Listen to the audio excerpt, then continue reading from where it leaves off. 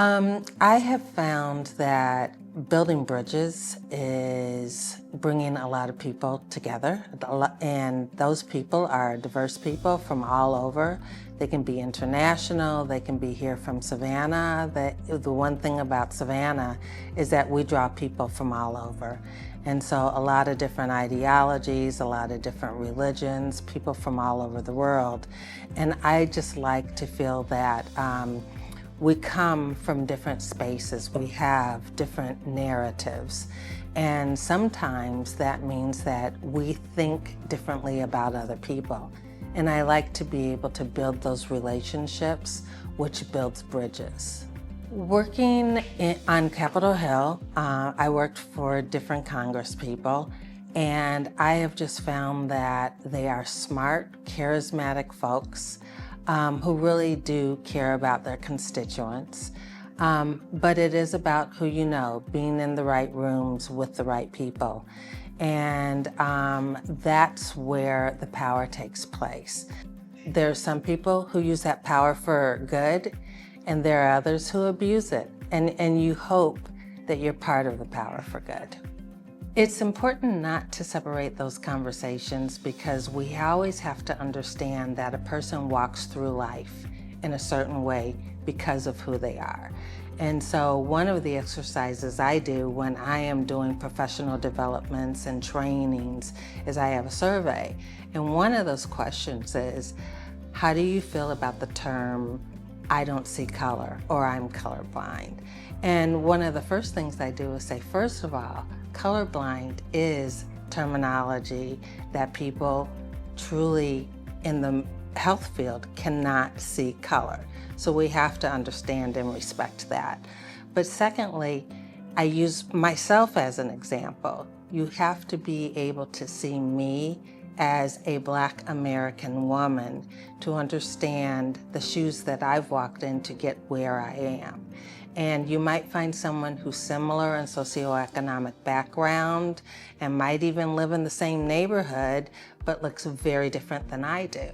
And if you don't understand that I've had to do different things to get where I am in life, and that person has had to do something maybe more or less than what I've had to do, you have to understand that we all have our own story. And here in America, our own story can be based on so many different identities, and you have to see that. And for a lot of people, seeing that is actually not being colorblind and understanding that that person has done things for a reason to be able to get to where they are. Living in London was really special.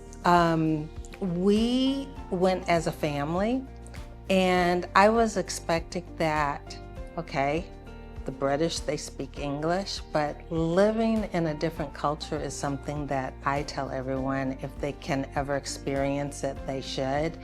I think the biggest thing that I noticed is that coming from America, I looked at identity really as being categorized.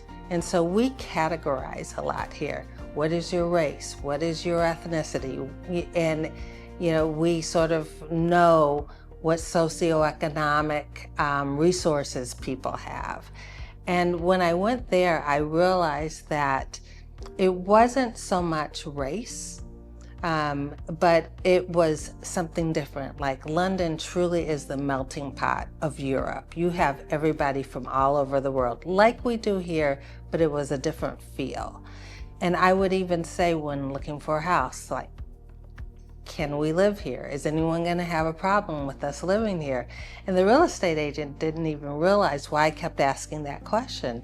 And I said, because there are certain places back home that I know I'm not wanted. And so she said, no, they just wanna know if you can afford this place. That's what they want. And so I had to almost change my mindset.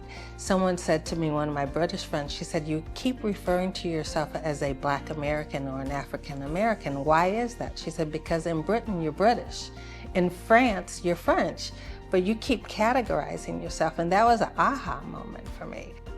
My sense of identity has definitely changed, and as I've gotten older, I have realized that I am very proud to be who I am. And I've always been proud, but there are sometimes you'll be in certain situations and you'll say, I don't know if I should say this, or I don't know how they're going to feel about it.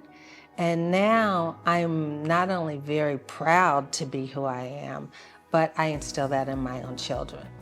And I am one who says, listen, this is who I am unapologetically. I know my worth. It is who I am, and please accept it, because I'm not changing for anybody. The clarity I've gained in my 60s is that, again, I'm unapologetically who I am. I think with becoming older, you have more wisdom, and you're more sure of yourself. I have no problems calling people in. Sometimes people say calling them out. I like to say calling them in. I love courageous conversations. That's part of what I do professionally. And I really believe that relationship building is very important to understanding people and to getting things done.